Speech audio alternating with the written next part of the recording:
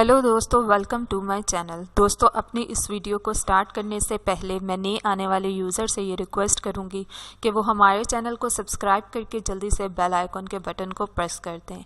आज की इस वीडियो में मैं आपको एक ऐसा घरेलू टोटका बताऊंगी जिसकी वजह से आप लोगों का नज़ला, ज़ुकाम या बलगम जो है अगर गले में है तो वो कैसे ख़त्म होगी। दोस्तों, बहुत से लोगों को ये इशू होता है, ख़ासतौर पर सर्दियाँ हो या गर्मियाँ हो, कभी भी उनको ये उनका मसला नहीं हल होता कि उनके गले में बहुत ज़्यादा बलगम हो गई है या रेशा हो गया है या फ्लू हो गया है, जिसकी वजह से उनका सर बारी बारी होने लगता है और सर में दर्द भी रहने लगता है। तो दोस्तों, इसके लिए आज मैं एक बहुत ही आसान टोटका लेकर आई हूँ।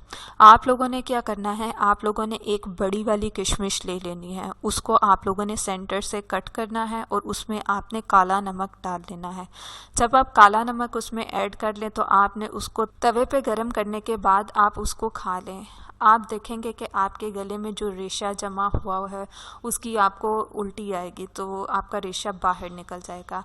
उसके अलावा आप अपने पाँव के तलवों पे या एड़ी पे प्याज को मल लें। इससे मलने से आपके सर में दर्द नहीं होगा।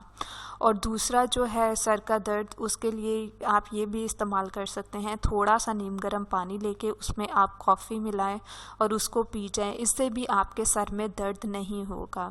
दोस्तों, ये छोटी छोटी टिप्स अपने उन दोस्तों के साथ भी शेयर किया करें जिनको इनकी बहुत सख्त ज़रूरत होती है।